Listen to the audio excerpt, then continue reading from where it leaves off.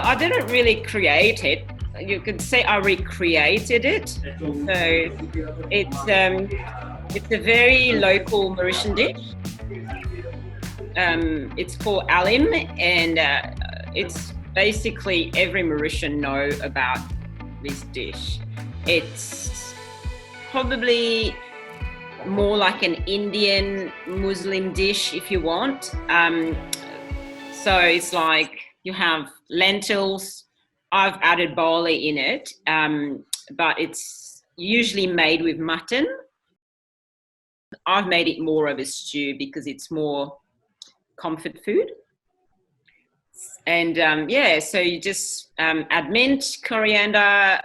It's a very popular dish in Mauritius. You find it everywhere in the little streets, a bit like Hong Kong, like the local stalls. And so that's what I chose this one because I just thought it's a very local dish.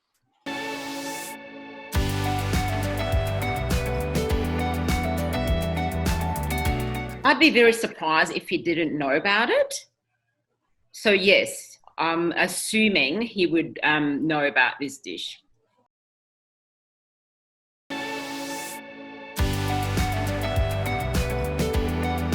I guess if you're targeting, the younger expats or even locals who don't really know a lot about racing, it's a very good concept to get them interested because in general, let's face it, Hong Kong people, they love their food.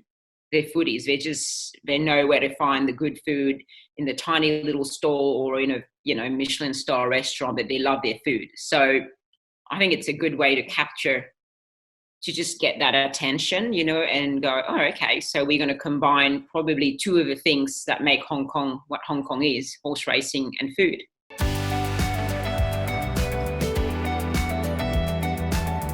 I know what everybody else knows, I guess. It's one of the best racing in the world. If we look at it like that, let's face it, it's not just Asia. I think it's quality racing, it's quality jockeys, good prize money. It's pretty glamorous and everything, but it's got its, little dark side like everywhere else, I guess. Well, look, I know from what Robbie talks about when he rode there. So, yeah, very interesting stories. I'm not sure I want to share it online.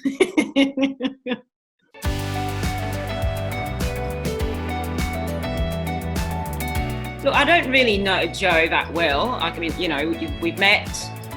We didn't really socialise, but from the little conversation I've had with him, he's a very nice man and he's a very modest person, which I think it's a great quality, especially with the amount of success that he's got, especially at the moment.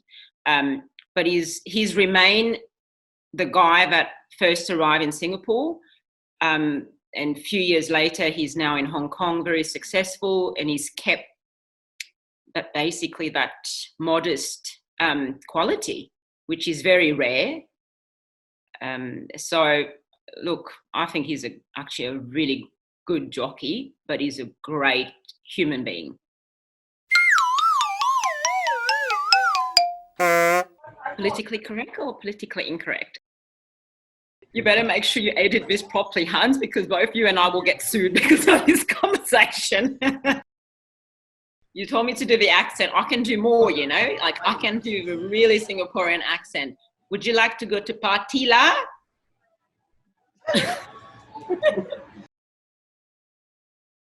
Everything that we've talked about, you are going to select the things that are politically correct, right? You're not going to get me in trouble and sued.